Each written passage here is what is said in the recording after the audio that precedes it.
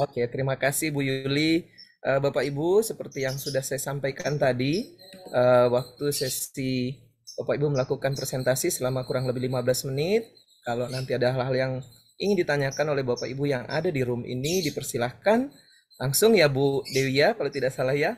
Kemudian nanti pada saat 15 menit Bapak Ibu sudah melakukan presentasi, seandainya tidak ada pertanyaan buat pemateri, nanti kita langsung ke sesi berikutnya. Seperti itu pada Bu Siva untuk sesi pertama, dipersilahkan Bu. Baik, terima kasih Pak. Saya akan mulai share screen. Oke, apakah sudah terlihat? Sudah Bu, sudah. Terima kasih. Oke, baik. Assalamualaikum warahmatullahi wabarakatuh. Selamat siang Bapak dan Ibu. Perkenalkan saya Siva Devi Azahra dari Fakultas Kehutanan Universitas Tanjung Pura. Pada kesempatan kali ini saya akan memaparkan ya hasil kegiatan PKM kami, tim kami ya, yang berjudul Inovasi Ekotekstil sebagai ciri khas produk ramah lingkungan Desa Wisata Kampung Batik Kamboja, Kota Pontianak. Jadi latar belakang mengapa kami memfokuskan kegiatan PKM kami pada Kampung Batik Kamboja, karena Kampung Batik Kamboja ini terdiri dari komunitas pengrajin batik yang ada di Pontianak, dan memang sejak tahun 2019 sudah dibentuk oleh pemerintah Kota Pontianak ini sebagai sentra industri tekstil. Dan juga harapannya untuk kedepannya ini rencananya akan dijadikan destinasi wisata kerajinan batik di Kota Pontianak. Nah, Kampung Batik Kamboja ini juga menjadi satu kesatuan dalam Kampung Benua Melayu Darat. Jadi ini salah satu kampung di dalam Benua Melayu Darat ini, di mana Benua Melayu Darat ini merupakan area wisata ya, destinasi wisata. Jadi termasuk desa wisata yang masuk ke dalam 50 penerima Anugerah Desa Wisata Indonesia atau ATWI tahun 2022. Jadi memang eh, Kampung Batik ini sangat prospek sekali untuk dikembangkan sebagai destinasi wisata. Nah, kemudian kami melakukan observasi berbagai permasalahan yang ada di Kampung Batik Kamboja, dan kami melihat bahwa produk yang dihasilkan ini masih terbatas pada produk kain ya, yang juga masih menggunakan bahan baku khususnya pewarna yang sintetis dan masih berkutat pada jenis-jenis motif tradisional. Jadi karena di Pontianak ini motifnya lebih ke corak insang ya, jadi lebih ke arah situ. Nah, di sini kami melihat juga dari potensi Kalbar sendiri karena banyak sekali tumbuhan ya khas Kalbar dengan berbagai bentuk dan juga yang unik ya, yang juga bisa dimanfaatkan sebagai pewarna alami. Dan juga kita melihat di pasaran sekarang ini tingginya minat ya konsumen terhadap produk-produk dengan konsep back to nature, maka kami mulai berpikir untuk mengembangkan produk-produk yang memiliki ciri khas, yang ramah lingkungan, dan juga unik ya, berbeda dari produk yang lain sehingga dapat meningkatkan daya saing di pasaran dan juga sebagai ciri khas lah ya. Jadi kayak oleh-oleh dari Kota Pontianak seperti itu.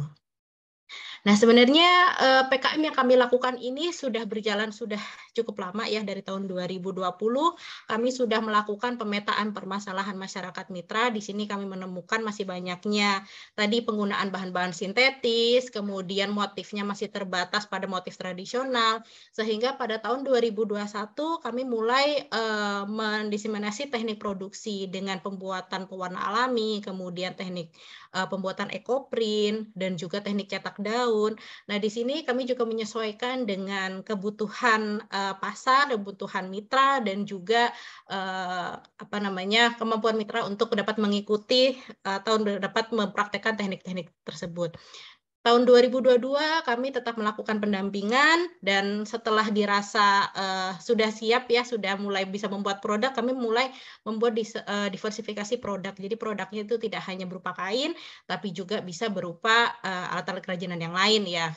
Dan harapannya untuk tahun ini kami sudah mulai masuk kegiatan inkubator bisnis ya. Jadi kami sudah mulai bagaimana desain produk yang siap dijual, kemudian bagaimana pemasarannya baik secara offline maupun online, sehingga targetnya tahun 2024 sudah terbentuk kemandirian industri UMKM seperti itu, yang bisa dijadikan sebagai memang kampung wisata batik dengan produksi dan juga kegiatan ekowisata batik seperti itu. Nah, ini adalah pelatihan yang sudah dilakukan oleh kami dari tahun 2020 sampai sekarang. Ada pembuatan pewarna alami, berbagai teknik pewarnaan, salah satunya adalah shibori, kemudian pembuatan motif dengan teknik cetak daun, dan juga pembuatan motif dengan teknik ekoprint. Ini yang terakhir adalah ekoprint ponding, yang saat ini sedang dikerjakan dengan menggunakan ekoprint steam.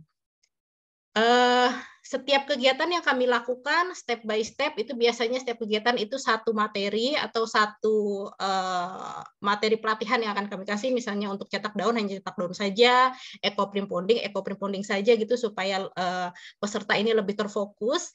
Nah, di sini ada tahapan-tahapan yang juga yang kami lakukan. Kami mulai dulu orientasi awal, kita tahu dulu apa saja permasalahan yang ada di masyarakat, potensi pemanfaatannya seperti apa, dan juga apakah masyarakat ini siap untuk menerima materi. Dari situ kami bisa merumuskan metode yang sesuai, yang sesederhana mungkin supaya lebih bisa diterima oleh masyarakat. Kemudian mengurus perizinan, kita mulai dengan persiapan alat dan bahan. Ini juga dikenalkan kepada masyarakat yang akan menerima, ya, pengrajin yang akan menerima, supaya lebih kenal dengan bahan-bahan yang akan dilakukan. Kemudian kami sebelum pelatihan kami lakukan pretest, ya, untuk mengetahui pengetahuan awal peserta, baik pengetahuan secara umum, ya, terhadap lingkungan, ya, terhadap pemanfaatannya itu yang ramah lingkungan, dan juga tentang bagaimana apakah mereka sudah pernah praktek kegiatan tersebut sebelumnya. Kemudian selanjutnya narasumber atau instruktur akan memberikan sosialisasi dalam bentuk PowerPoint, materi bagaimana pemanfaatan sumber daya lingkungan yang lestari, ya. Kemudian juga kita lanjutkan dengan demonstrasi oleh instruktur, baru kemudian praktek. Jadi akseptor bisa melihat terlebih dahulu, baru kemudian praktek dengan didampingi oleh instruktur masing-masing. Kemudian setelah itu kami memberikan post-test untuk mengetahui bagaimana apakah ada peningkatan pengetahuan dari awal sampai ke akhir, ya, dari pretest ke post-test, nanti akan kami bandingkan. Baru kemudian kami melakukan survei kepuasan peserta. Jadi bagaimana survei kepuasan atas pelayanan, pelatihan, dan juga pendampingan yang kami lakukan. Nah, ini adalah tahapan kegiatannya, ya. Setiap kali materi kami lakukan ini, dari mulai orientasi, pretest, pengurusan metode, perizinan, sosialisasi, demonstrasi, praktek, dan juga post-test dan juga survei. Dan kami juga melakukan monitoring dan evaluasi kegiatan. Ada pertanyaan dalam pretest dan post-test. Kami lihat juga apakah ada peningkatan pengetahuan dan juga survei kepuasan dari akseptor. Dan ini adalah luaran kegiatan yang sudah penguatan kompetensi guru dasar pada pembuatan ajar berbasis aplikasi Prezi di Kota Bogor. Begitu, Pak? Baik, bismillahirrahmanirrahim. Assalamualaikum warahmatullahi wabarakatuh. Sebelumnya saya ucapkan pada Ibu Indra yang sudah mempersilahkan untuk presentasi. Mohon izin untuk share screen, Bu.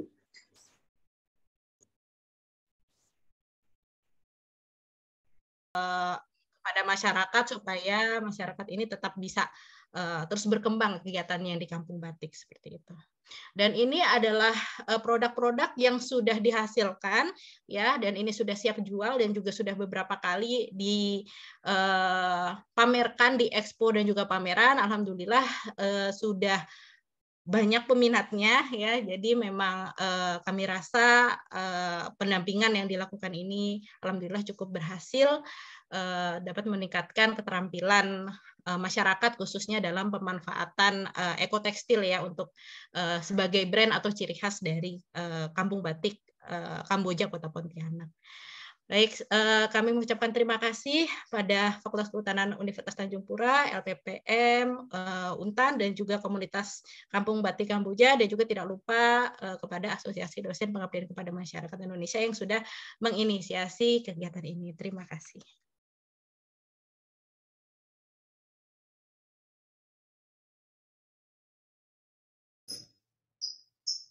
Baik, terima kasih Ibu. Wah, ini luar biasa ya Bu. Dari paparan yang sudah Ibu sampaikan, inovasi ekotekstil sebagai ciri khas produk ramah lingkungan ya Bu, Desa Wisata Kampung Batik Kamboja Kota Pontianak. Oh, luar biasa ini. Eh, kita masih punya waktu Bapak Ibu, kalau ada hal-hal yang ingin ditanyakan, silahkan monggo dari eh, apa ya hasil yang sudah Ibu Siva tadi ya, Ibu Siva sampaikan. Silahkan Bapak Ibu. Oh ya, Bu Chandra silakan. Wah ini Bu Chandra ini dari Politeknik Negeri Lampung ya Bu. Silakan Bu. Iya, Pak. Baik, terima kasih Pak Hendri. Selamat sore Bu Siva, saya sangat tertarik sekali dengan pemaparan Ibu tadi. Karena peralihan dari penggunaan pewarna tekstil menjadi pewarna alami itu salah satu bentuk dari kepedulian kita terhadap lingkungan ya.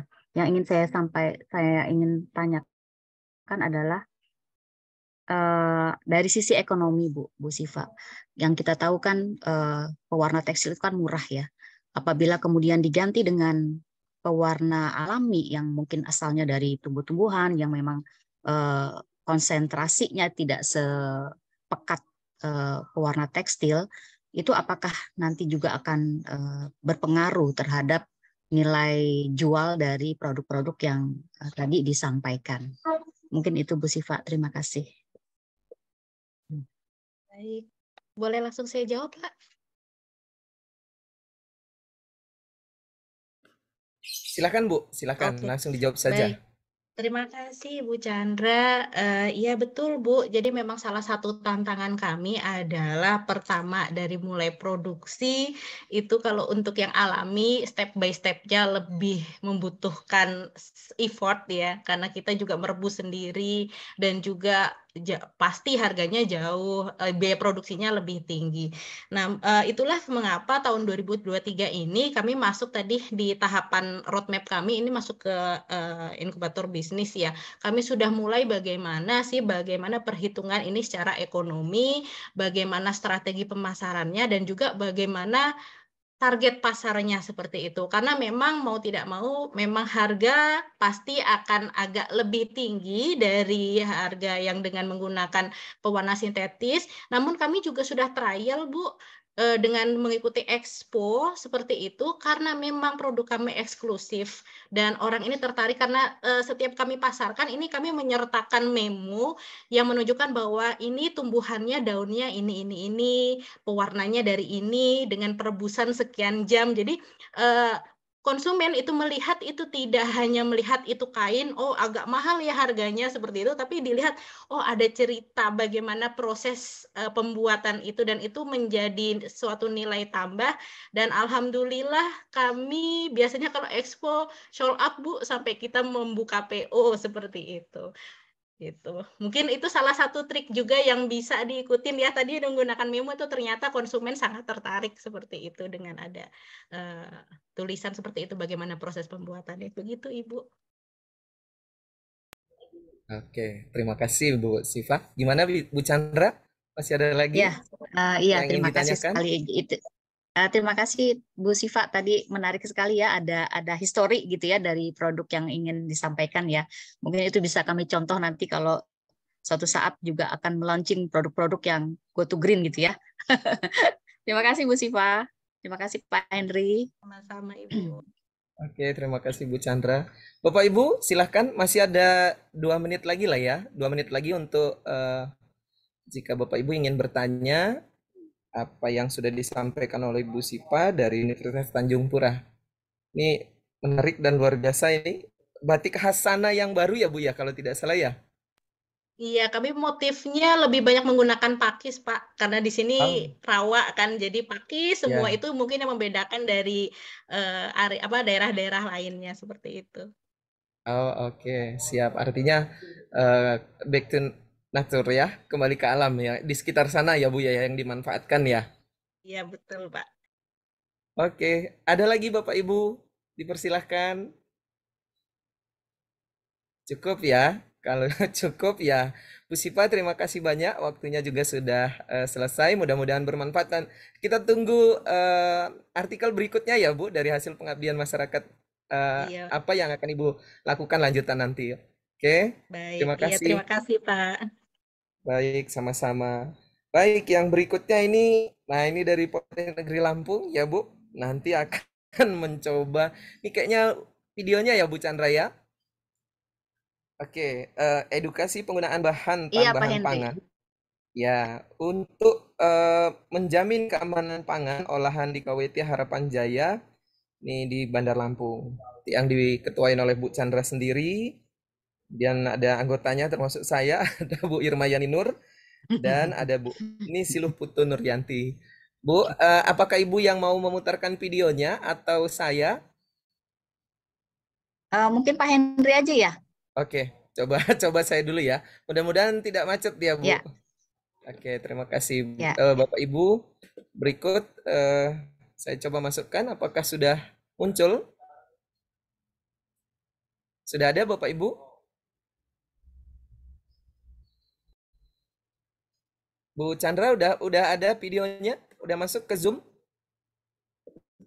Sudah, Pak, tapi masih diam ya. Oh, Belum oke. di play ya? Ya, oke. Assalamualaikum warahmatullahi wabarakatuh. Selamat pagi dan salam sejahtera buat kita semua. Terima kasih atas kesempatan yang diberikan kepada kami untuk mempresentasikan hasil pengabdian kepada masyarakat kami yang berjudul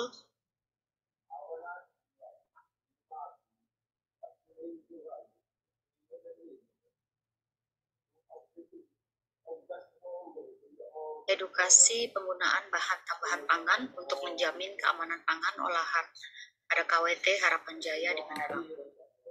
Pengabdian kepada masyarakat ini dilakukan oleh dosen-dosen di program studi Magister Terapan Ketahanan Pangan, yaitu saya sendiri, Chandra Utami Wirawati, Henry Kurniawan, Irma Yani Nur, Misilu Putu Nuryanti, dan Nurbani Kalsu.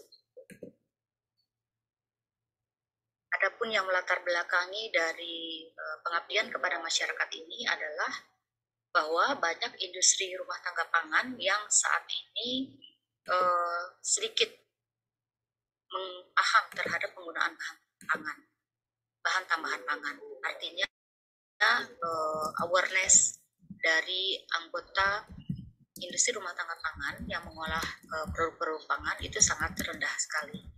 Nah, salah satu dari industri rumah tangga pangan yang ada di Kota Bandar Lampung adalah kelompok wanita tani Harapan Jaya yang berlokasi di Kecamatan Raja Basa.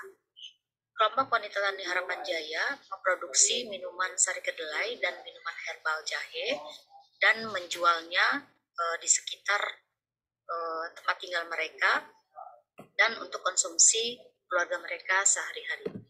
Selain berfungsi juga sebagai tambahan pemasukan bagi keluarga.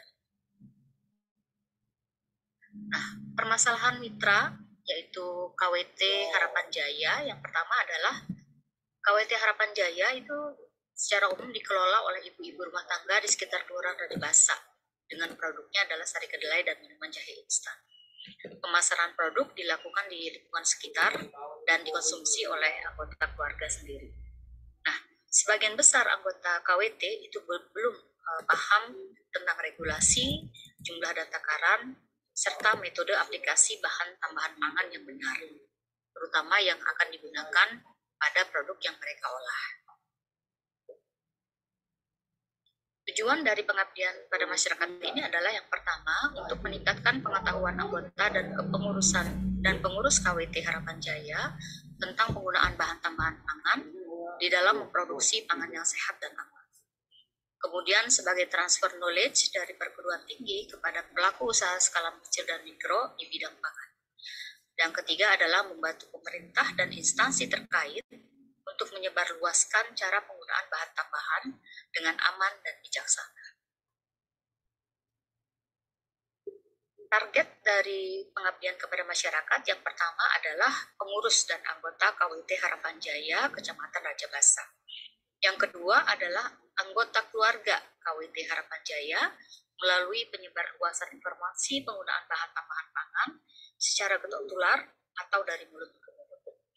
Dan yang ketiga, targetnya adalah getok tular kepada masyarakat di lingkungan Kecamatan Raja Basa. Nah, luaran yang diharapkan dari pelaksanaan pengabdian kepada masyarakat ini adalah good practice, penggunaan bahan tambahan pangan oleh anggota KWT Harapan Jaya. Metode yang digunakan dalam pengabdian kepada masyarakat ini, yang pertama adalah waktu dan tempat itu dilaksanakan pada tanggal 18 Juli tahun 2022, kemudian diikuti oleh 22 orang anggota KWT Harapan Jaya, dan dilaksanakan oleh staf pengajar pada program studi Magister Terapan Ketahanan Pangan Politeknik Negeri Lampung. Metode yang dilakukan adalah metode penyuluhan, demonstrasi, dan evaluasi.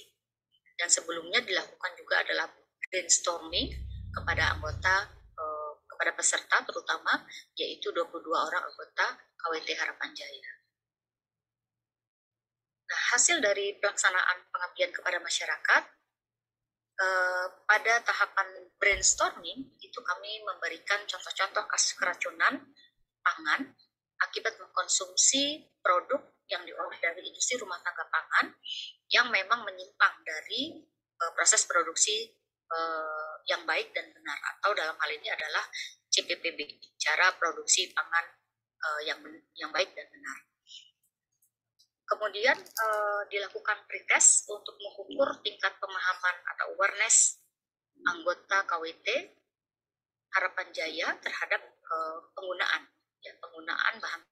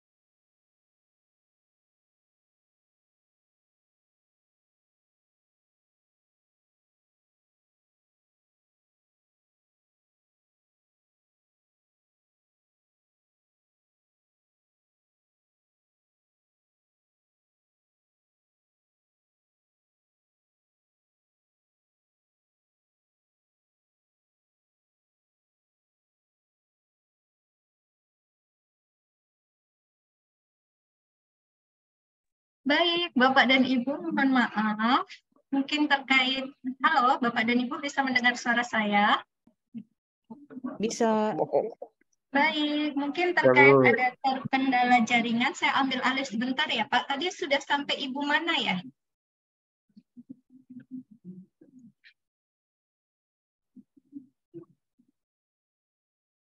Ibu Chandra, Bu.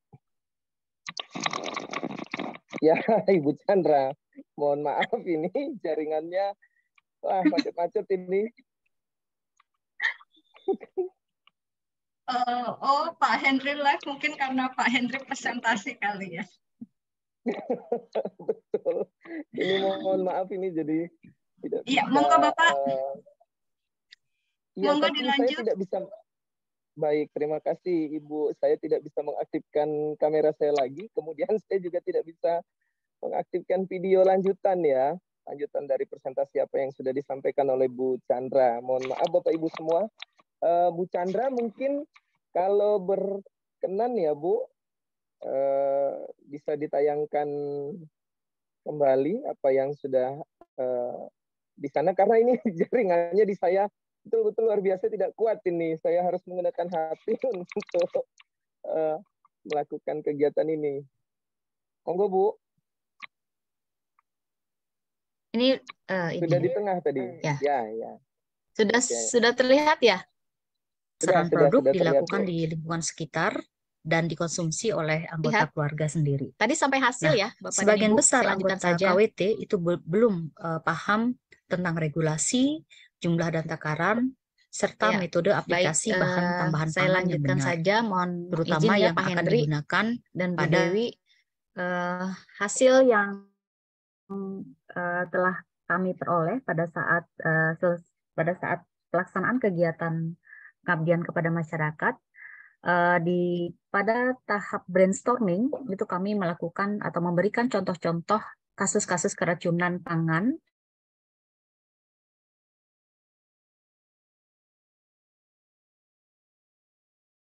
yang sudah dipublish di media massa, dan itu kami jadikan contoh kepada peserta pengabdian masyarakat ya. Kemudian setelah diberikan kasus-kasus keracunan tadi, ada diskusi sedikit yang berkaitan dengan penyebab terjadinya kasus-kasus keracunan tadi. Dan kemudian dilanjutkan dengan memberikan pretest untuk mengukur tingkat pemahaman atau awareness anggota KWT Harapan Jaya terhadap seluruh aspek penggunaan bahan tambahan pangan. Nah, kemudian tahap berikutnya adalah penyuluhan dan demonstrasi. Pada tahap ini kami menyampaikan dasar hukum penggunaan bahan tambahan pangan. Penggunaan bahan tambahan pangan ini sudah diatur melalui Undang-Undang Nomor 18 Tahun 2012, kemudian ada juga Undang-Undang Nomor 8 Tahun 1999, Undang-Undang Nomor 36 Tahun 2009, Permenkes RI Nomor 033 Tahun 2012, dan keseluruhan dari dasar hukum ini berkaitan langsung dengan penggunaan bahan tambahan pangan. Kemudian dilanjutkan juga tentang jenis-jenis dan takaran bahan tambahan pangan yang memang diizinkan. Ya, ini ada di Permenkes RI Nomor 033 Tahun 2012. Ya, ada penggolongan bahan tambahan pangan, ada sekitar 18 jenis ya, ada pemanis, pewarna dan sebagainya. Kemudian takarannya jadi beberapa dosis yang biasanya digunakan untuk bahan pangan yang diizinkan ya, yang diizinkan oleh peraturan tersebut. Kemudian bahan-bahan apa saja yang dilarang, contohnya penggunaan formalin, boraks ya, yang ada beberapa jenis itu yang tidak boleh digunakan sebagai bahan tambah pangan. Dan demonstrasi bagaimana cara pengaplikasian bahan tambahan pangan tersebut kepada bahan pangan. Karena ada beberapa jenis bahan pangan yang perlu perlakuan khusus pada saat sebelum diaplikasikan kepada bahan makanan atau produk pangan. Nah, pada tahap ini juga diberikan peraturan yang berkaitan langsung dengan larangan dan sanksi apabila masih juga digunakan bahan-bahan yang dilarang seperti boraks, kemudian formalin, kemudian ada material yang memang tidak diperbolehkan, yang jika itu ada ditemukan pada bahan pangan, itu ada sanksi yang akan diberikan kepada produsennya. Nah, kemudian juga disinggung bagaimana efeknya jenis-jenis bahan tambahan pangan yang terlarang tadi apabila dikonsumsi dalam jangka waktu yang panjang. Memang untuk beberapa jenis bahan pangan tertentu efeknya tidak langsung terlihat, akan tetapi efeknya bersifat laten, sehingga 10 atau 15 tahun kemudian baru akan terlihat gejala-gejalanya. Mungkin bisa menimbulkan kanker dan sebagainya.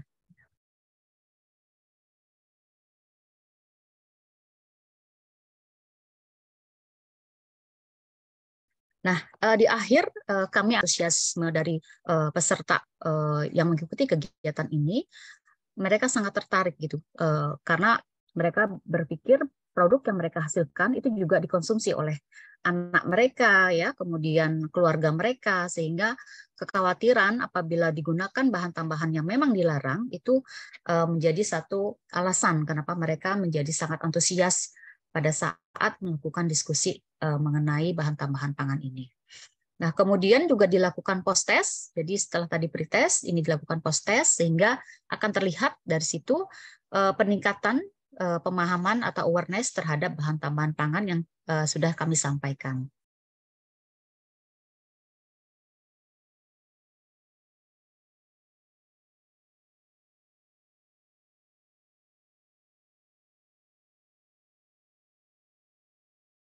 Terhadap regulasi, kemudian jenis dan takaran, serta aplikasi bahan tambahan pangan pada produk-produk yang diolah terutama pada industri pangan.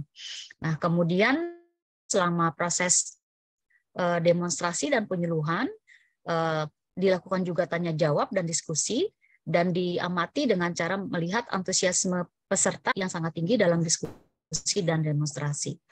Kemudian pada saat evaluasi, terjadi peningkatan pemahaman atau awareness terhadap penggunaan bahan tambahan pangan, serta itu kemudian sudah mulai memahami atau peningkatan pengetahuan tentang bahan tambahan pangan menjadi meningkat. Nah, kesimpulan dari hasil pelaksanaan kegiatan PKM ini, yang pertama adalah edukasi penggunaan bahan tambahan pangan terkait regulasi, jenis dan takaran, serta metode aplikasinya di dalam produk pangan pada anggota KWT Harapan Jaya telah berhasil dan meningkatkan awareness anggota dengan baik. Dan ini ditandai juga dengan permintaan mereka untuk ada kegiatan lanjutan, ya, kegiatan lanjutan yang terkait dengan CPPOB tadi, cara produksi pangan olahan yang baik. Dan mungkin ini akan dilakukan di tahun 2023 ini.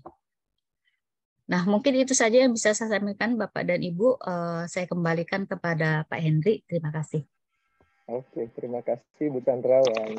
Ini juga mudah-mudahan ada lanjutannya ya Bu. Bapak Ibu, kita masih punya 2 menit lagi. Dipersilahkan untuk Bapak Ibu kalau ada hal-hal yang ingin ditanyakan ataupun bisa komunikasi dengan Bu Chandra dari kegiatan yang sudah Bu Chandra dan teman-teman sudah lakukan. Dipersilahkan Bapak Ibu.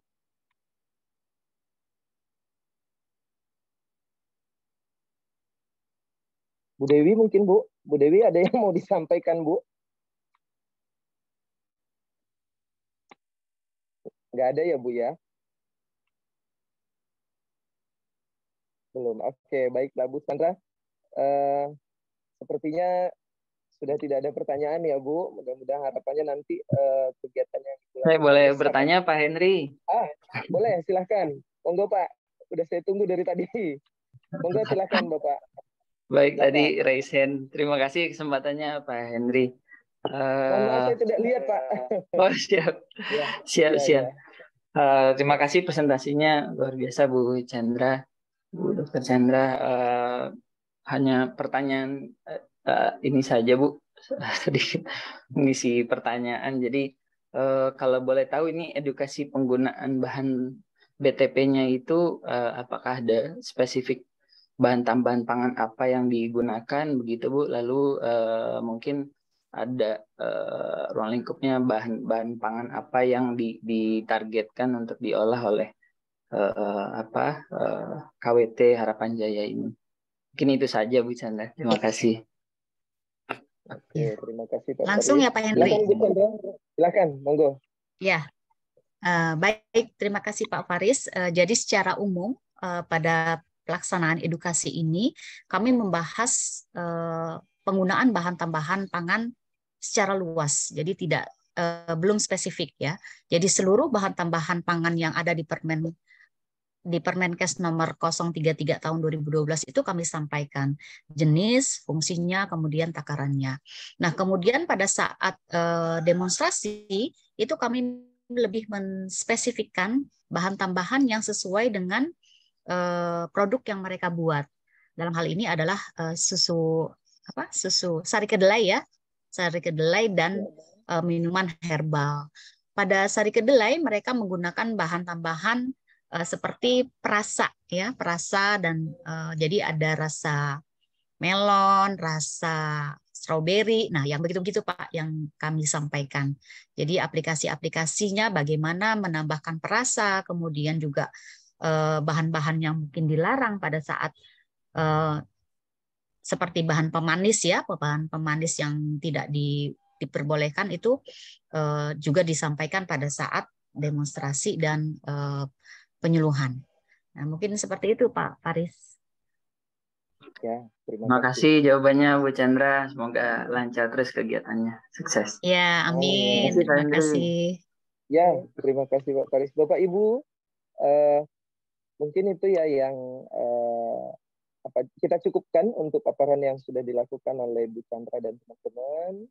Tanya jawabnya juga nanti kalau ada hal-hal yang ingin ditanyakan bisa langsung menghubungi Bu Chandra di kolom chat ataupun melalui katakanlah kolom dari grup WA kita ya untuk para peserta materi seminar makalah seminar nasional ADPI yang ke-6. Oke, kita lanjutkan ya Bapak Ibu. Presentasi berikutnya nanti yang akan disampaikan ini saya tidak tahu ini apakah Pak Danang dan teman-teman. Nanti judul makalahnya pelatihan pemanfaatan larutan fenol organik dalam pakan untuk meningkatkan produktivitas ternak puyuh. Ini Pak Danang Priyambodo dan Ibu Gilang Ayuning Tias, Ibu Fitriani, Pak Faris sendiri, dan nah ini sama namanya dengan saya ya Pak ya, Pak Henry Kasman Adi. Ini silahkan Bapak dan Ibu yang ingin menyampaikan hasil pengabdian kepada masyarakatnya diberikan waktu 15 menit untuk melakukan presentasi. Kemudian Bapak Ibu yang katakanlah nanti, saya mohon maaf ini saya harus bolak-balik handphonenya, kalaupun nanti tidak terlihat di raise hand, mohon maaf. Bapak Ibu bisa chat di kolom message-nya, biar nanti bisa saya baca dan bisa melakukan pertanyaan-pertanyaan. Oke, silahkan Pak Danang, waktu dipersilahkan. Terima kasih Pak. Yang akan presentasi ini tim kami Pak Faris. Monggo Pak Faris. Oke, siap. Terima kasih. Siap Pak Danang, terima kasih kesempatannya Pak Henry. Terima kasih sebagai session chair untuk kesempatannya pada siang hari ini. Saya izin share screen dulu.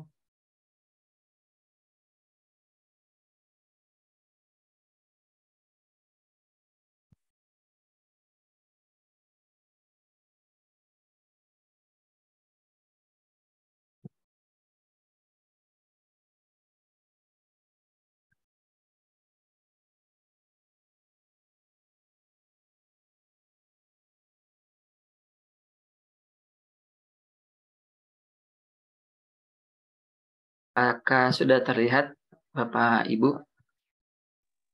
Sudah Pak. Sudah Pak. Monggo.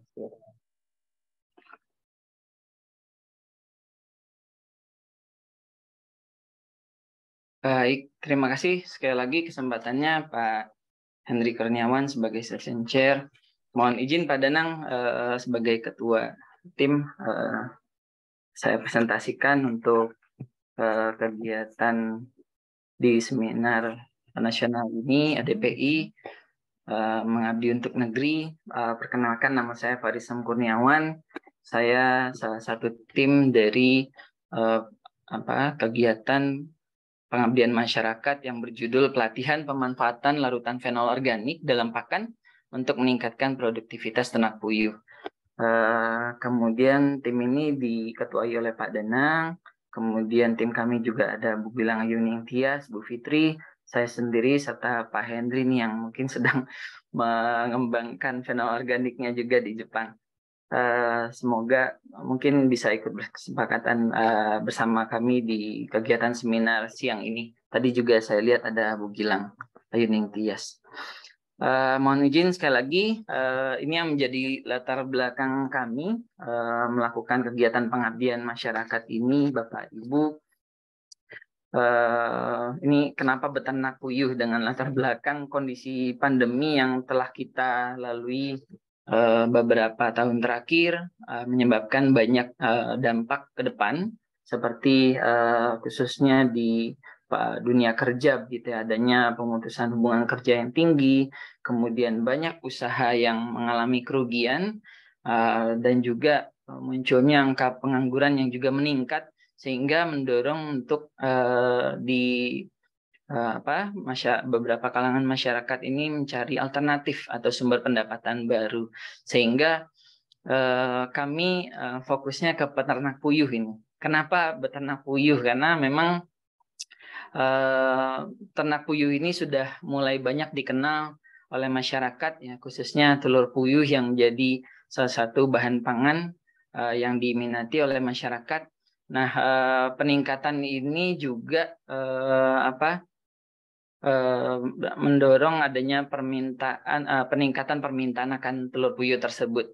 Nah, beternak puyuh ini sendiri, Bapak Ibu, memiliki kelebihan, banyak kelebihan, ya, seperti produksi telurnya yang tinggi, walaupun tubuhnya kecil, ya, termasuk di hewan unggas, ya, kalau kami di peternakan, walaupun tubuhnya kecil ini, tapi waktu produksi yang pendek, umur 42 hari ini puyuh sudah bisa bertelur atau bisa berproduksi. Maka ini menarik minat masyarakat dengan kelebihannya ini untuk memulai budidaya ternak puyuh. Nah, maka itu yang menjadi latar belakang kenapa budidaya ternak puyuh begitu, ya. Nah, kemudian ini yang juga menjadi di antara kelebihan yang tadi, karena ternak puyuh ini ukurannya kecil, Bapak Ibu, jadi banyak juga masyarakat yang melakukan budidaya ini di pekarangan rumah begitu, ya, dengan niat mungkin memanfaatkan lahan kosong, ya, sehingga nantinya kita bisa lihat apa dampaknya ke lingkungan, ya. Nah, jadi khususnya ini yang jadi tempat pengabdian masyarakat kami di Desa Cibanteng, Kecamatan Ciampea, Kabupaten Bogor, Jawa Barat. Bapak Ibu, ini hasil penelitian terapan yang kami lakukan sebelumnya menunjukkan larutan fenol organik ini dapat menekan dampak lingkungan dari usaha peternakan puyuh ini, sejalan dengan usaha kita untuk di SDGs, Sustainable Development Goals-nya, nomor 12, yaitu konsumsi dan produksi desa untuk sadar lingkungan. Kemudian kami lanjut ke kami menyebutnya pelnak, yang kemudian ini tahapan dalam kegiatan kami dimulai dari Juli 2021, mengidentifikasi masalah apa yang ada di peternak puyuh. Kemudian masih di tahun 2002 Agustus kami melakukan pengajuan perizinan dan juga untuk komersial produk. Kemudian kami melakukan penjualan untuk area lokal bagi peternak puyuh di bulan Oktober tahun 2022. Dan ini hasil yang kami dapatkan sangat menarik, sehingga langkah kami selanjutnya adalah melakukan penjualan area produk ini ke area nasional untuk ternak puyuh juga, dan ini kami targetkan di April 2023. Kemudian apa yang langkah ke depan yang akan kami lakukan, kami juga akan karena ini efektif di burung puyuh, maka di ternak puyuh kami juga akan melakukan untuk ayam petelur.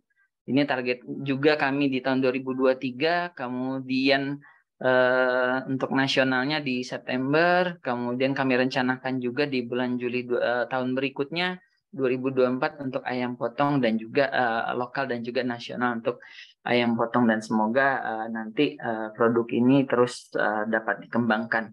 Bagaimana bentuk produknya? Ini gambarannya Bapak Ibu, prototipe dari produk Pelnak ini, yaitu manfaatnya dapat mengurangi bau kotoran ternak. Nah, ini suatu manfaat utama dari produk Pelnak ini, kemudian mengurangi kotoran ternak dan dampak tidak langsungnya mengurangi kematian karena memperbaiki metabolisme, kemudian efisiensi pakan, dan juga meningkatkan hasil panen dari ternak puyuh yang dibudidayakan. Berikut label atau desain kemasan yang kami buat untuk produk tersebut, dan alhamdulillah Pelnak ini atau pengurai limbah ternak ini mendapat penghargaan di kegiatan Nusantara Hackathon tahun 2022 yang diadakan oleh Nusantara Innovation Center, yang merupakan NGO yang kami mendapatkan, tim kami mendapatkan kepercayaan juara 2. Kemudian kita kembali lagi Bapak Ibu, kenapa usaha puyuh? Nah, tadi kami kaitkan dengan pandemi COVID 2019 yang di mana ini juga menarik perhatian peternak milenial ya Bapak Ibu ya, karena memang usaha ini modalnya kecil, luasannya kecil yang dibutuhkan, kemudian tapi kebutuhan akan peningkatannya ini pemenuhan kebutuhan produksi telur ini masih tinggi sekali, bahkan dari 100% kebutuhan nasional kita dari peternak lokal baru dipenuhi sekitar 20%. Nah, ini sehingga luar biasa permintaannya, dan ini masih bisa sangat dikembangkan ya dengan pemeliharaan yang mudah, sehingga menarik minat milenial ya, khususnya di masa pandemi.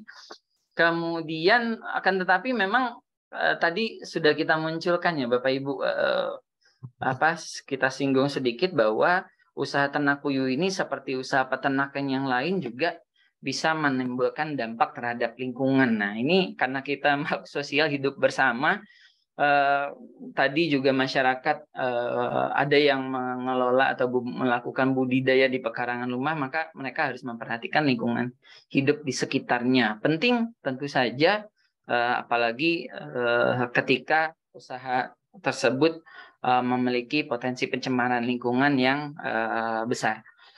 Maka kemudian kami juga melihat supaya tetap relevan dan update dengan kondisi terkini Bapak Ibu, maka kami menunjukkan beberapa kasus terkait warga yang mengharapkan suatu peternakan atau usaha ternak yang mengganggu lingkungan sekitar akibat bau yang ditimbulkan atau polusi udara.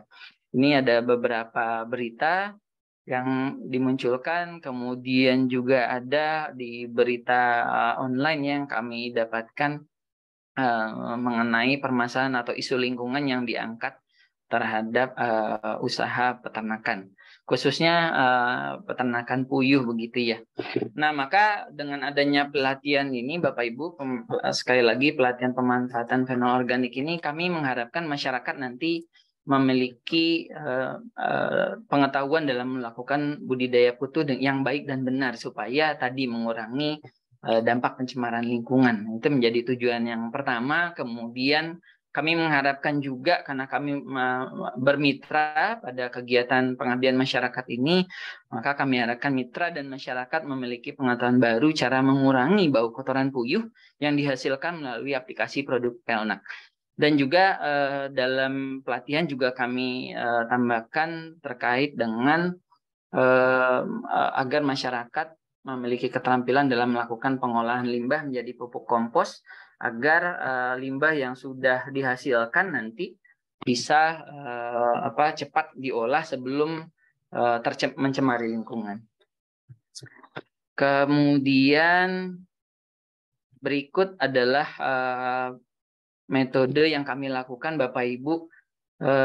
Kami melakukan sosialisasi terhadap program pengabdian masyarakat ini kepada kepala desa dan juga aparatur desa di Desa Cihideng Udik, tadi Cibanteng, Ciampea, Kabupaten Bogor. Nah, ini juga foto kami bersama mitra peternak yaitu PT Three Diamond Quail Farm.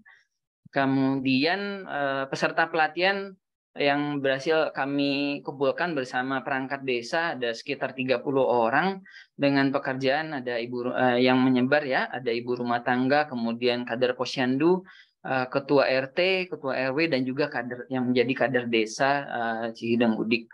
Kemudian kami alhamdulillah karena mendapat respon dan sambutan yang baik dari perangkat desa, kami diberikan tempat yaitu aula kantor desa sendiri untuk melakukan sosialisasi program serta pelatihan kegiatan ini. Ya, dan juga di mitra kami sendiri di peternakan puyuh Three Diamond Quail Farm. Ini kami lakukan di tanggal 29 sampai 30 Agustus 2022. Kemudian ini menjadi alat dan bahan yang tentu saja peralatan yang digunakan untuk budidaya ternak puyuh dan juga mengolah limbahnya, serta untuk mengambil datanya kami mengambil kuesioner, beta pretest dan juga post-test. Kemudian ini beberapa dokumentasi dari pelaksanaan pelatihan yang kami lakukan, di mana di sini terlihat peserta pelatihan mengisi kuesioner, dan juga berikut di samping kanan juga dokumentasi penyampaian materi yang dilakukan oleh kelompok pelatihan kami kepada peserta. Kemudian ini juga dokumentasi yang kami lakukan saat kunjungan ke peternakan puyuh. Ini adalah pemiliknya Pak Jaja. Kemudian hasil yang kami dapatkan kami olah dan juga analisis berupa deskriptif dan juga kuantitatif yang berupa persentase capaian pelatihan. Nah, alhamdulillah kegiatan ini juga melibatkan mahasiswa kami di Prodi Teknologi dan Manajemen Ternak Sekolah Vokasi IPB. Ini ada sebanyak 8 orang mahasiswa yang dilibatkan supaya mereka juga sekaligus belajar dan mendapatkan pengalaman untuk melakukan dalam keterlibatan kegiatan pengabdian kepada masyarakat. Kita lanjut ke hasil dan pembahasan. Ini tadi berikut materi yang tadi yang disampaikan pada kegiatan pelatihan meliputi budidaya puyuh, kemudian kami insert dengan pemanfaatan fenol ini dalam pakan puyuh, dan juga nanti kami juga insert pengolahan limbah kotoran puyuh. Nah, kemudian juga di situ ada teknik mengolah limbah organik dengan kompos. Mengolah limbah organik ya berupa pupuk kompos. Ini hasil berupa pertanyaan kuesioner yang kami susun kepada responden. Ada beberapa seperti apakah Bapak Ibu siap mengetahui hewan ternak yang termasuk unggas? Nah, ini di pertanyaan pertama Bapak Ibu. Dari hasil yang kami dapatkan dari pretestnya yang tadinya menyatakan ya untuk tahu unggas atau tidak, ini terjadi peningkatan sehingga 100% setelah di post-test menyatakan tahu tentang peternakan unggas. Kemudian untuk pertanyaan kedua terkait dengan apakah mengetahui pemeliharaan unggas atau tidak. Nah, sebagian besar hampir menyatakan tidak begitu ya, tapi dengan adanya pelatihan ini hasilnya sekitar 65% kemudian sudah mengetahui bagaimana memelihara ternak unggas. Kemudian untuk hasil di pertanyaan 3 juga kami dengan pertanyaan apakah Bapak Ibu mengetahui burung puyuh dan produk pangan yang dihasilkannya. Hasil yang kami dapatkan ada peningkatan untuk pengetahuan masyarakat terkait hasil produk yang dihasilkan oleh ternak puyuh. Dan pertanyaan ke-6 dengan pertanyaan apakah beternak itu dapat mencemari lingkungan, ini hasilnya menunjukkan yang tadinya sebagian besar mengatakan ya dapat mencemari. Setelah mendapatkan pelatihan ini Bapak Ibu peserta pelatihan mengaku bahwa menyatakan bahwa sebagian besar mengatakan tidak karena memang ini bisa ditanggulangi dengan kegiatan yang sudah pelatihan yang sudah didapatkan. Maka kami sampai ke kesimpulan bahwa adanya peningkatan pengetahuan masyarakat mengenai budidaya puyuh dan juga pemanfaatan fenol organik ini organik bagi puyuh dan juga pengelolaan limbahnya, dan juga fenol organik dapat menjadi solusi salah satu isu dampak lingkungan dari keberadaan peternak puyuh, khususnya masyarakat yang tadi di lingkungannya atau di pengkarangan rumahnya. Kemudian ini berupa luaran publikasi media yang kami sudah keluarkan di Poultry Indonesia, kemudian ini untuk majalah InfoVet, kemudian ini di IPB Today sendiri kami diseminasi kepada Sivitas Akademika IPB. Kemudian ini adalah publikasi jurnal yang kami harapkan luaran untuk di ADPI sendiri. Kemudian ucapan terima kasih kami sampaikan ke IPB, kemudian kepala desa dan juga perangkat desa, warga desa, Bapak Jaja selaku pemilik peternakan dan dosen serta mahasiswa yang terlibat dalam kegiatan ini. Terima kasih kami ucapkan sekali lagi. Saya aturkan terima kasih atas kesempatannya. Assalamualaikum warahmatullahi wabarakatuh. Waalaikumsalam warahmatullahi wabarakatuh. Wah, ini luar biasa ya Pak. Apa yang sudah disampaikan oleh Pak Faris, ini diketuai oleh Pak Danang, luar biasa nih. Tadi ada pertanyaan ya Bapak Ibu ya. Ya, sama-sama. Kita mulai dari kolom chat dulu. Nih dari pertanyaan dari Bu Dewi Murtiningsi. Nih beliau menanyakan gitu, untuk ternak puyuh tahun 2022 apa tidak terkena dampak dari COVID, Bapak? Jika ya, salah satu penyebab kematiannya pada tahun 2002 ini terdampak penyakit apa gitu? Monggo Pak, silahkan. Baik, 2021 maksudnya, mohon maaf. Enggak, Pak Danang. Oke. Silakan. Baik, izin Pak Henry dan Bu Dewi, kami bantu jawab untuk pertanyaannya. Ya, jadi kalau mungkin bicara COVID, bicara secara umum ya. Jadi salah satu tidak terdampaknya COVID terhadap bidang usaha itu bidang pertanian, Pak Henry dan Bu Dewi. Termasuk juga di peternakan. Jadi makanya kita mungkin mengalami ya pada saat COVID kemarin banyak orang yang tiba-tiba gitu ya, yang biasanya tidak punya tanaman, tiba-tiba suka tanaman. Kemudian juga yang tidak suka ternak begitu, tahu-tahu beternak begitu. Salah satunya mungkin ya mungkin karena waktu luangnya lebih banyak, tapi juga tidak hanya sekedar untuk mengisi kekosongan waktu itu, tapi juga ternyata ada juga yang diniatkan menjadi bisnis atau menjadi usaha. Nah, jadi peternakan puyuh ini tidak terdampak COVID, bahkan di saat COVID itu permintaan meningkat. Kenapa? Karena orang banyak di rumah, keluarga banyak di rumah, yang biasanya mungkin setiap minggu jalan-jalan atau makan di luar begitu ya, tapi karena kondisi akhirnya mereka di rumah. Nah, di rumah ini memaksa ya mau tidak mau harus masak gitu, yang tadinya makan di luar masak. Nah, itu sehingga permintaan akan bahan pangan termasuk dari peternakan, termasuk lagi telur puyuh ini cukup meningkat, Bu Dewi. Jadi tidak terdampak terhadap kondisi COVID. Termasuk juga apakah COVID mempengaruhi kematian pada puyuh? Tidak. Jadi memang COVID ini menyerang spesifik ke manusia saja.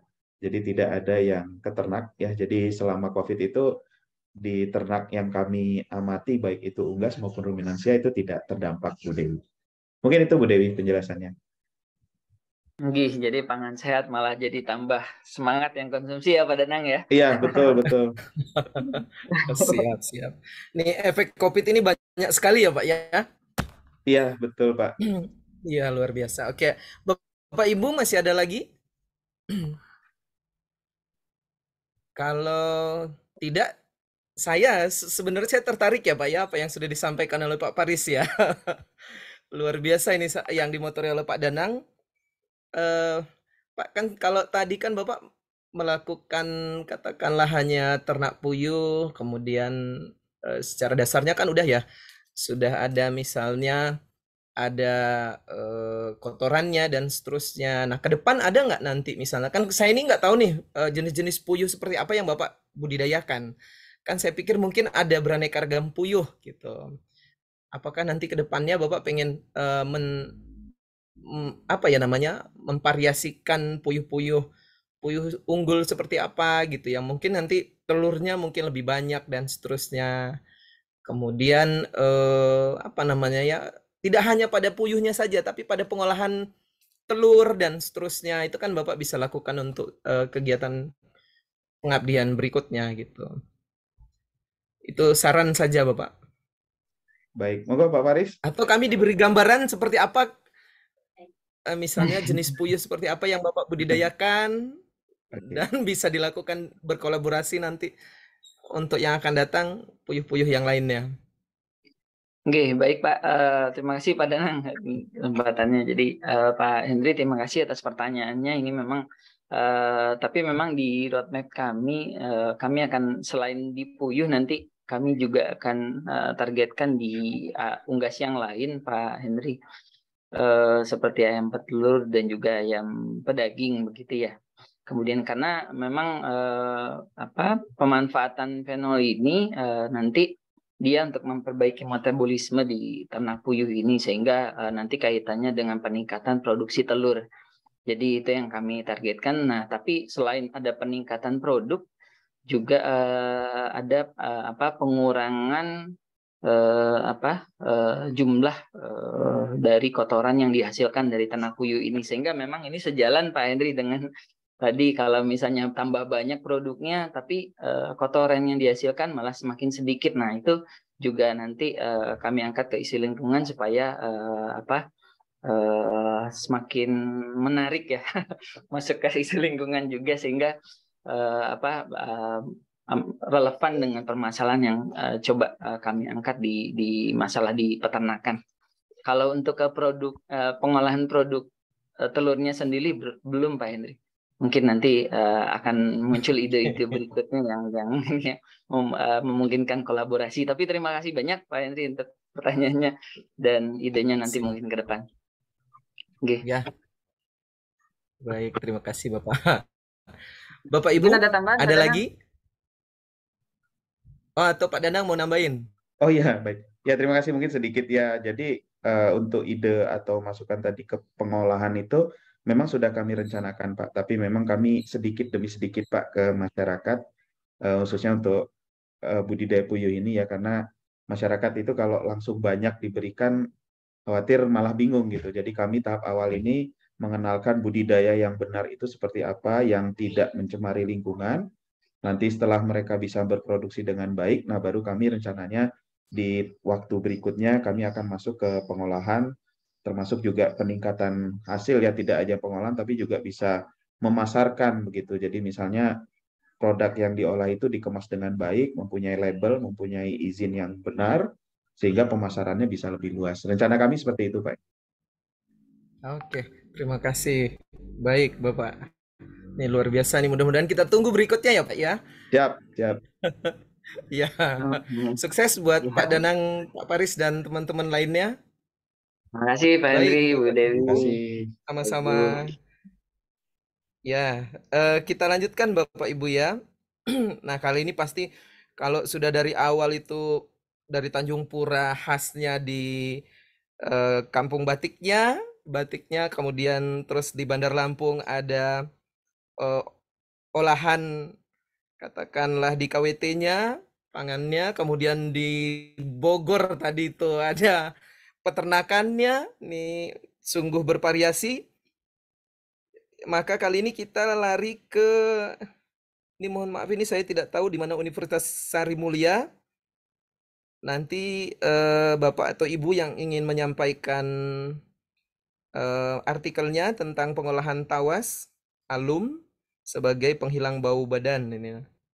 Nah ini oke. Nanti akan dimotori oleh Pak Firza Ariza, Bu Miss Dayanti, Bu Pirda, dan Bu Yuni serta Kunita. Pada Bapak dan Ibu dipersilahkan. Ada Bapak, terima kasih. Oke, siap. Silahkan Ibu 15 menit. Bapak Ibu yang ingin bertanya nanti silahkan di kolom chat atau raise hand. Monggo Ibu. Terima kasih Bapak Ibu. Assalamualaikum. Saya Waalaikumsalam warahmatullahi wabarakatuh. dari Universitas Sari Mulia Banjarmasin. Masin.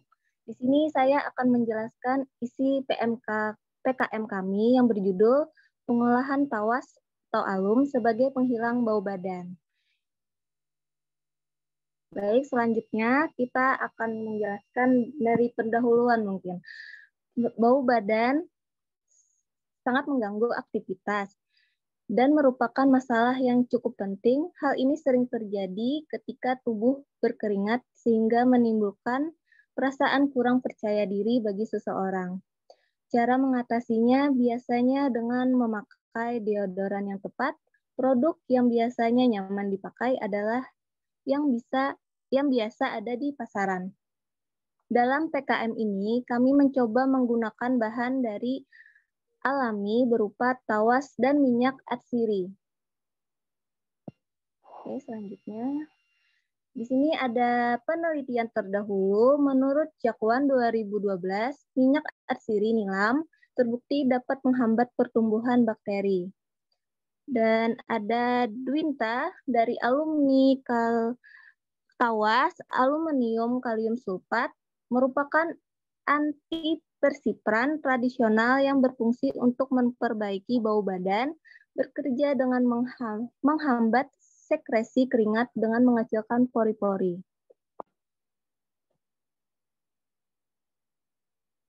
Sini ada tujuan kegiatan kami, yaitu untuk mendapatkan produk deodoran baru dengan cara pengolahan tawas dan minyak atsiri. Yang kedua, untuk meningkatkan inovasi dan kreativitas kewirausahaan bagi mahasiswa. Yang ketiga, untuk meningkatkan penghasilan bagi mahasiswa dan masyarakat di sekitar. Nah, di sini ada manfaat kegiatan. Yang pertama, hasil penelitian ini dapat memberikan pengetahuan kepada masyarakat, khususnya untuk pemanfaatan tawas dan minyak atsiri. Selain menjernihkan air, tawas juga bisa dijadikan produk kecantikan. Selain itu, minyak atsiri atau essential oil juga memberikan aroma yang bermacam-macam, yang membuat konsumen banyak menggunakannya, mengurangi iritasi pada kulit, dan melindungi kulit dari bahaya sinar matahari. Sini ada manfaat kegiatan yang kedua. Pastinya kegiatan ini merupakan kegiatan sosialisasi yang dilakukan kepada mahasiswa dan masyarakat sekitar di Kota Banjarmasin. Yang kedua, dapat memanfaatkan bahan alami dari tawas dan minyak atsiri, serta mendorong minat berwirausaha bagi mahasiswa. Di sini ada metode kegiatannya. Yang pertama itu sosialisasi kegiatan, yang kedua ada perencanaan produk, yang ketiga persiapan, yang keempat tahap produksi, yang kelima promosi, yang keenam penjualan, dan ketujuh evaluasi. Di sini kita put yang website tersebut itu nanti untuk yang masyarakat luar seperti itu, Bu. Ya, baik, Mas Kirun ya. Ya. Ya, mungkin kita sama.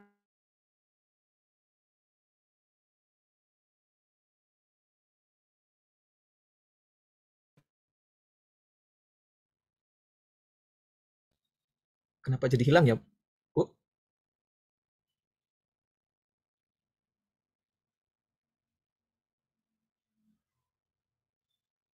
Bapak Ibu bisa mendengarkan suara saya? Ditunggu sebentar Bapak, mungkin jaringan ditunggu sebentar. Bismillahirrahmanirrahim. Assalamualaikum warahmatullahi wabarakatuh. Selamat siang, Ibu Moderator dan teman-teman partisipan dari Seminar Nasional.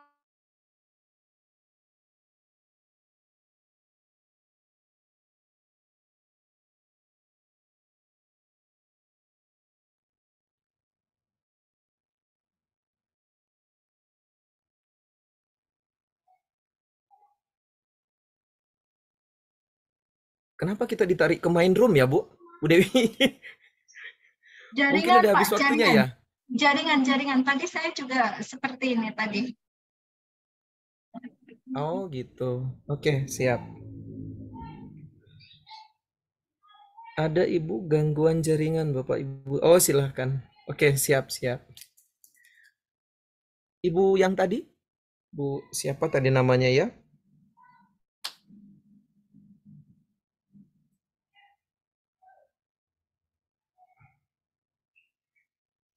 Belum masuk ya, Bu? Oh, Bu Kunita Oh, ya? mohon maaf Bapak, kayaknya Bu Kunita? jaringan saya ini. Iya, semuanya. Silahkan monggo Ibu dilanjut, Ibu. Kan Oh, tinggal iya. Ibu dan satu lagi. Ini nanti mungkin ini menarik. Sepertinya karena Bu Dewi Murtiningsih akan belajar nih masalah parfum yang terbaru ya nanti ya. Ya, Bu. Silahkan Bu Kunita. Oke, Bapak, terima kasih. Mohon maaf tadi, mungkin jaringan saya.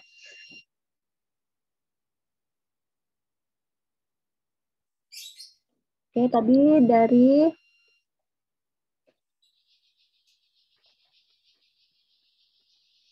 metode kegiatan.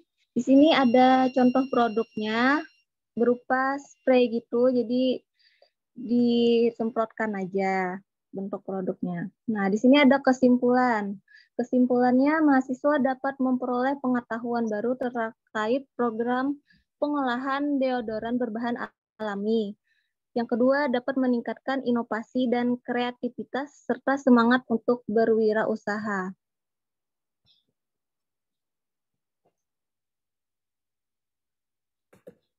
Terima kasih. Mungkin ini saja dari saya. Mungkin ada yang ingin bertanya dulu. Oke, siap. Terima kasih Bu Kunita. Baik, Bapak Ibu, silahkan.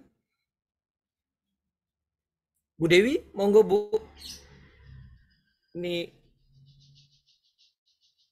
Yang lain dulu Bapak, saya nulis di kolom chat aja. oh gitu, monggo. Saya pikir Bapak udah mau langsung mau bertanya gitu kan? Monggo Bapak Ibu, silahkan.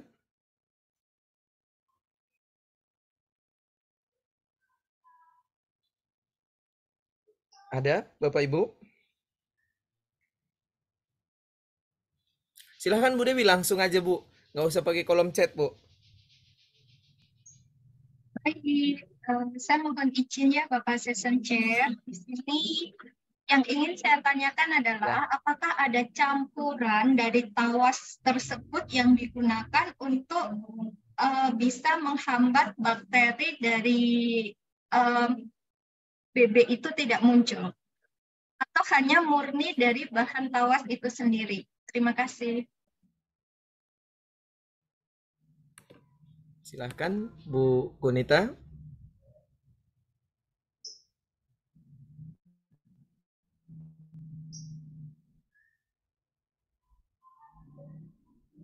Ibu Kunita bisa mendengarkan saya, Bu?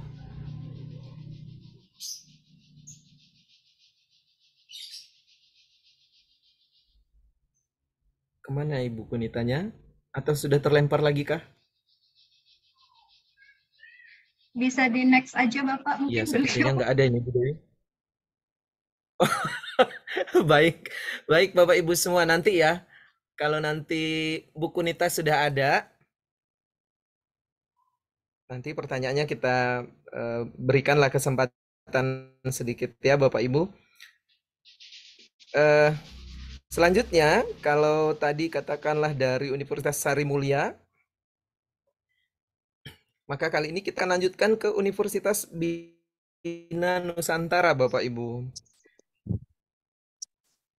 Nanti mungkin insya Allah mudah-mudahan ini akan sampai ke Ibu Titi Indahyani ya Bu ya. Ini mohon maaf kalau salah. Iya, betul, Pak. SSN, MM, dan PhD. Oke, dengan judul Ya, Edukasi betul. Produk Daur Ulang dengan Pemanfaatan Limbah Kardus. Gitu. Nanti Ibu silahkan melakukan presentasi selama 15 menit. Bapak Ibu yang ada di room, nanti silahkan yang ingin bertanya, raise hand atau mengetik di kolom chat. Kepada Ibu, dipersilahkan Bu. Ya, baik. Terima kasih Pak Henry. Selamat Bapak Ibu. Kali ini perkenalkan saya dan tim sharing tentang program latihan kami tentang daur ulang pemanfaatan limbah kardus. Saya dengan Titi Indahyani, ada Ibu Sylvia juga dan Ibu Nazilah. Jadi terkait latar belakangnya ya, mengapa limbah kardus dan mengapa kami melakukan ini. Pada saat itu pandemi kan melanda limbah yang biasanya juga sudah banyak ada.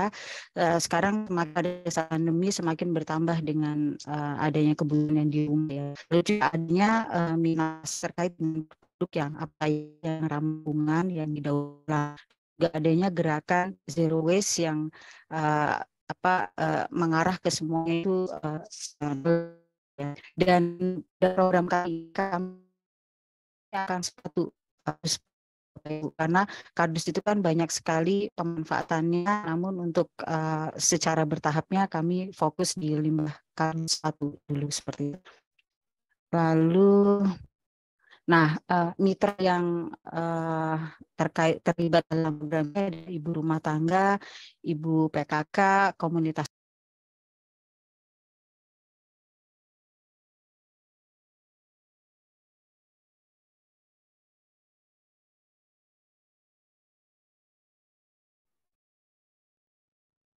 Mohon maaf, mungkin tadi ini ya tadi jaringan saya mungkin ya Pak. Mohon maaf saya lanjutkan kembali. Monggo Apakah silakan sudah Bu.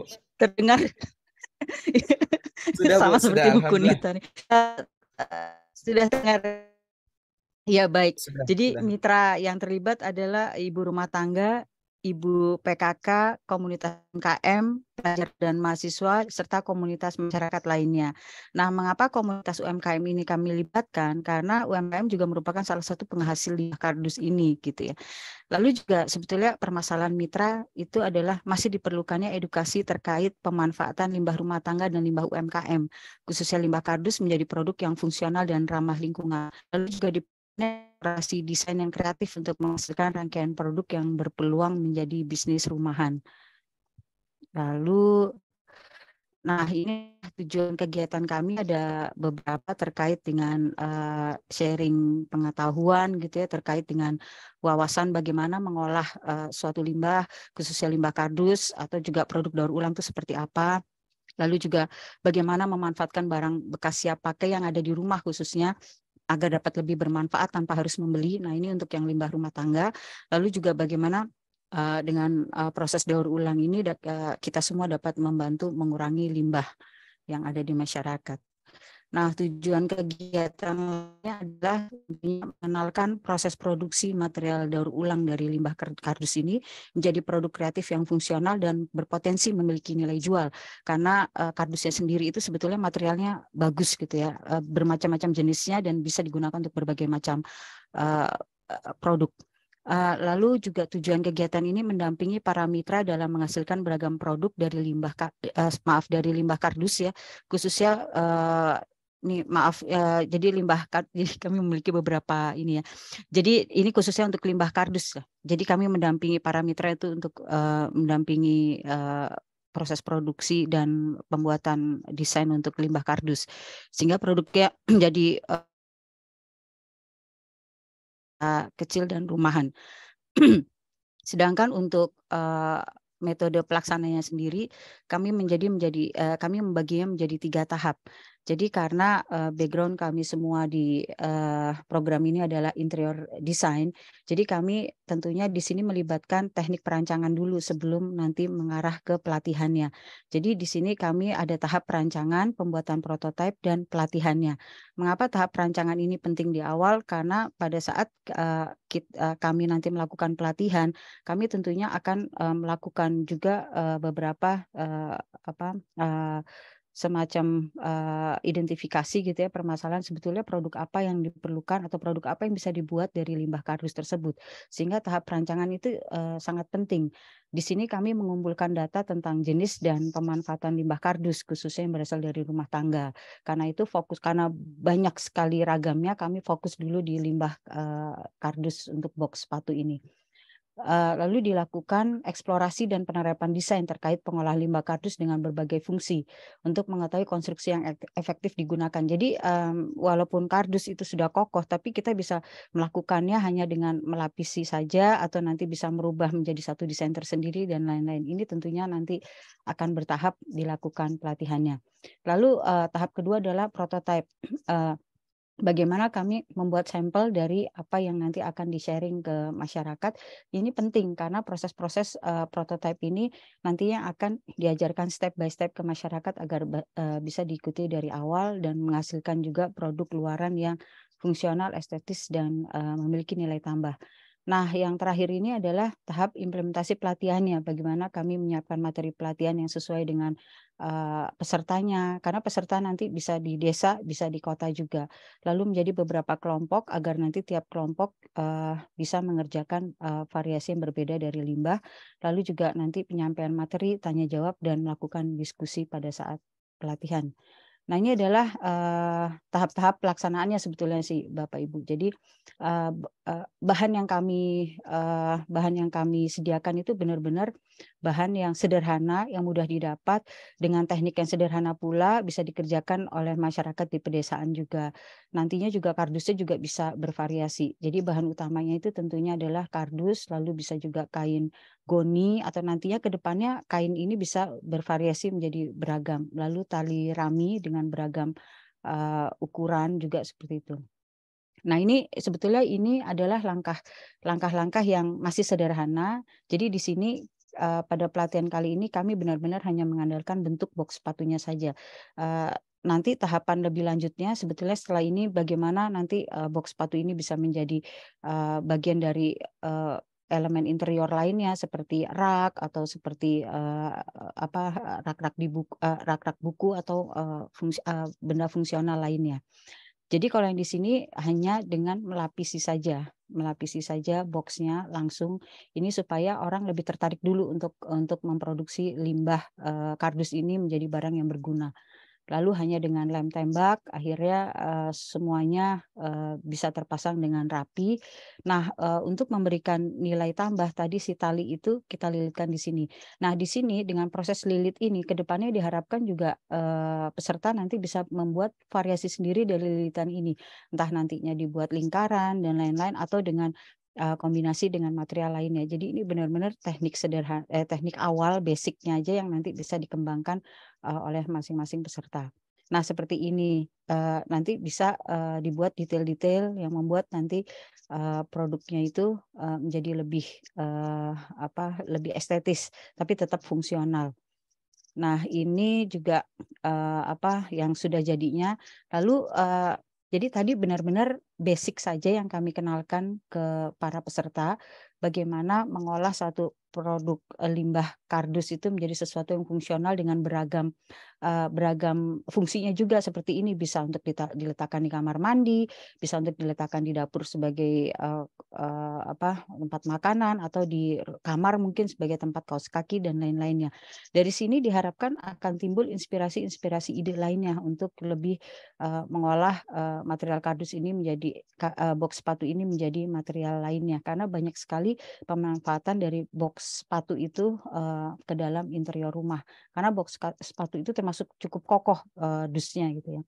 Nah, ini adalah alternatif lain apabila tadi kan masih pelatihan awal, mungkin belum bisa terlalu rapi dan lain-lain. Nanti harapan kami dengan terus berlatihnya para peserta bisa membuat desain-desain yang lebih rapi seperti ini, nanti bisa dilukis, diwarna, ditambahkan material lainnya gitu, atau dikombinasi dengan kain-kain motif yang lainnya, nggak hanya sekedar karung goni. Seperti itu. Jadi kesimpulan dari program pelatihan kami ini adalah bahwa pengolahan produk daur ulang dari limbah kardus ini dapat dibentuk dengan beragam pola untuk beragam fungsi dengan menggunakan kombinasi material lainnya agar produk lebih estetis, memiliki nilai tambah dan berdaya jual. Jadi nilai tambah yang dimiliki dari produk ini adalah produk ini ramah lingkungan. Jadi sudah cukup memenuhi minat pasar untuk produk yang ramah lingkungan. Pembuatannya juga materialnya mudah didapat, pembuatannya juga sederhana, teknik dan peralatannya juga sederhana, dan dapat diterapkan bagi program pemberdayaan baik di kota maupun di desa, karena baik material, teknik dan lain-lainnya bisa dilakukan di desa maupun di kota. Jadi produk luaran dari program pelatihan ini berpotensi untuk menjadikan produk yang dapat dikomersialisasi dan menambah pendapatan keluarga, ataupun sebagai rangkaian produk baru ramah lingkungan bagi bisnis UMKM. Jadi ke depannya ini kan di UMKM sendiri tidak menghasilkan hanya limbah. Maksud saya limbah kardusnya itu sangat bervariasi. Jadi dengan adanya inspirasi desain seperti ini diharapkan UMKM mungkin nanti jadi memiliki rangkaian produk baru yang terkait dengan produk ramah lingkungan yang berasal dari limbahnya sendiri gitu. Baik, untuk tim kami sekian. Pak Henry, saya kembalikan lagi waktunya ke Pak Henry. Terima kasih. Selamat sore Bapak Ibu. Sore, terima kasih Bu Titi. Wah, luar biasa ini ya. Menarik sekali ini. Kalau saya sih ada banyak pertanyaan ya, Bu. Silakan, Mudah-mudahan, Pak. tapi saya berikan ke teman-teman lain dulu deh. Monggo Bapak Ibu, ini sesuatu hal yang menarik. Sesi terakhir, sesi menarik. Tapi yang tadi pertanyaan untuk Bu Kunita juga masih diberi kesempatan. Bu Kunita udah masih ada kan ya, Bu?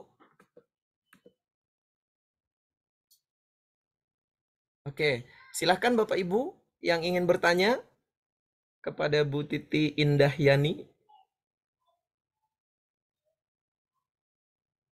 Ada? Oh, kalau tidak salah tadi ada di kolom chat ya. Nah, ini dari Bu Dewi Murtiningsih dulu, Bu. Jadi pertanyaannya untuk material produk dan material alatnya dari tim PKM atau disiapkan oleh responden, Ibu. Kemudian pemasarannya apakah ada yang menampung? Ya, saya Silahkan jawab. Ibu dijawab. Ya. Baik, terima kasih Bu Dewi. Jadi untuk material produk ini memang kami siapkan karena memang di kampus kami kan ada pendanaan untuk PKM. Jadi ada yang memang PKM mandiri, ada yang memang PKM didanai. Tapi kalau untuk yang langsung bertemu dengan respondennya, itu ada dua hal. Satu yang memang dari peserta menyediakan sendiri atau dari kami yang memberikan materialnya. Tapi umumnya kami memberikan materialnya pada satu waktu tertentu, kami sediakan semuanya sehingga pada saat katakan bertemu langsung, kami bisa mendampingi langsung untuk pembuatannya. Jadi biasanya kami sediakan paket. Jadi satu kelompok itu misalkan mengerjakan 3 variasi produk, semua ada katakan misalkan 3 atau 5 kelompok. Nanti kita lihat waktunya. Bisa juga satu kelompok itu langsung mengerjakan 3. Semua peralatan kami sediakan gitu. Itu untuk yang lebih dalam. Lalu biasanya memang kalau program pendampingan ini kami tidak bisa satu kali pertemuan Bapak Ibu. Jadi kami biasanya memang nantinya sampai ke area pemasaran juga gitu. Jadi biasanya yang seperti ini contoh aja Bapak Ibu yang seperti kami sudah lakukan di Desa Puntang.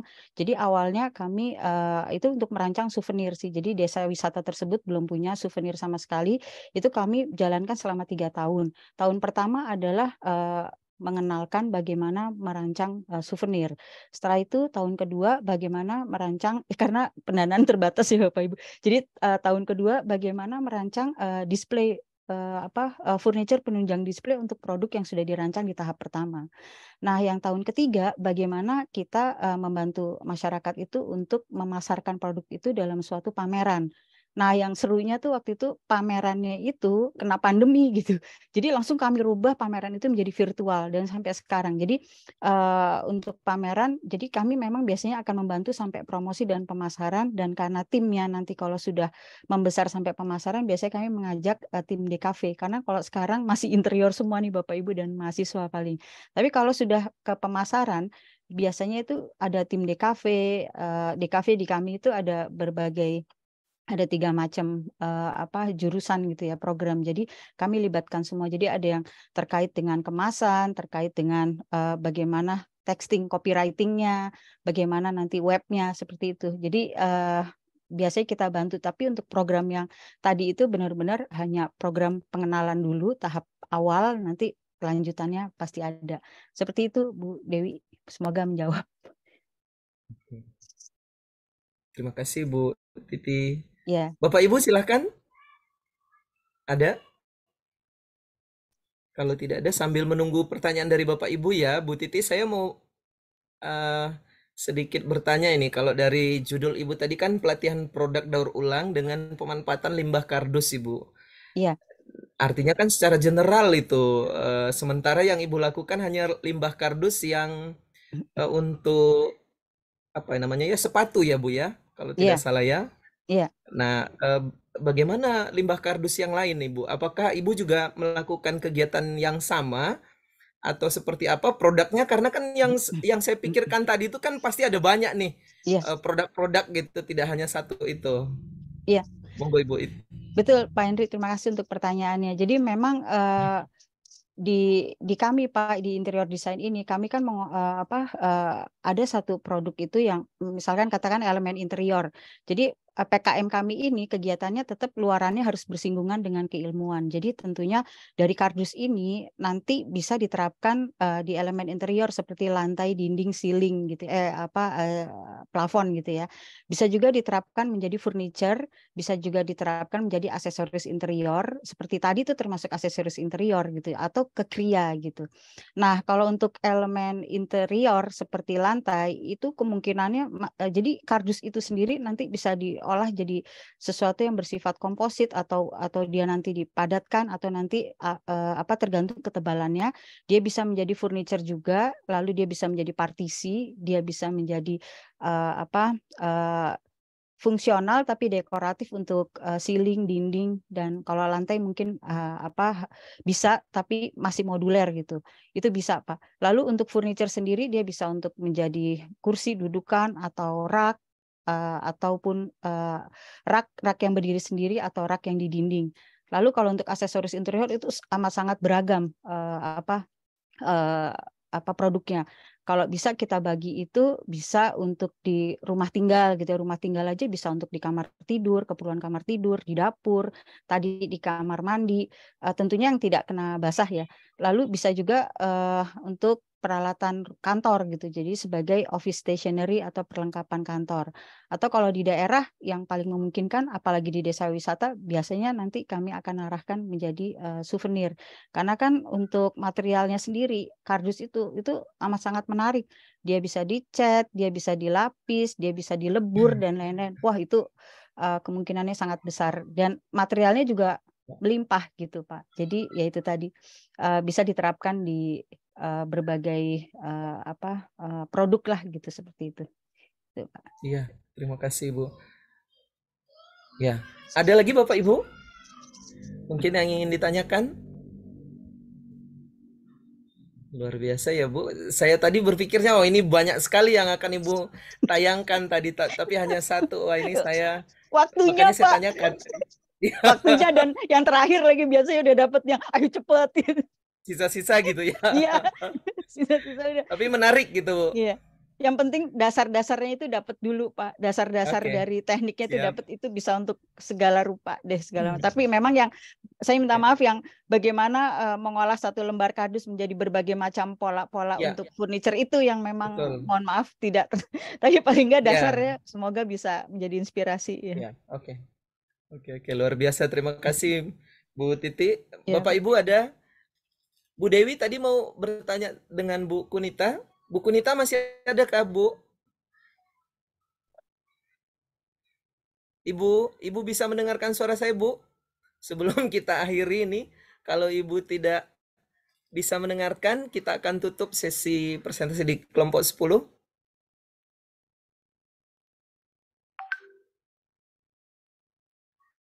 Ibu bisa mendengarkan suara saya, Bu?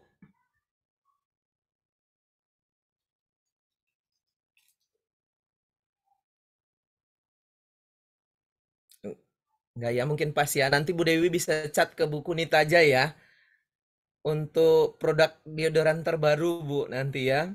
Silahkan, nanti bisa dikemas menggunakan kardus yang sudah dimodif oleh Bu Titi nanti ya.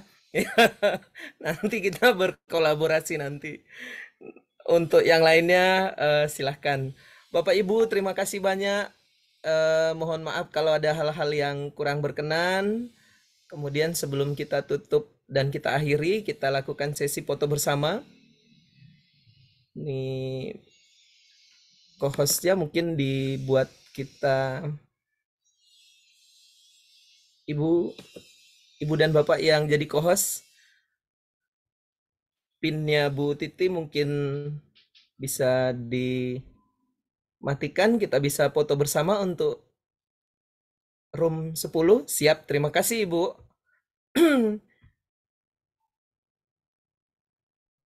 Bapak Ibu silahkan mengaktifkan kameranya biar kita bisa hitung ya Pak.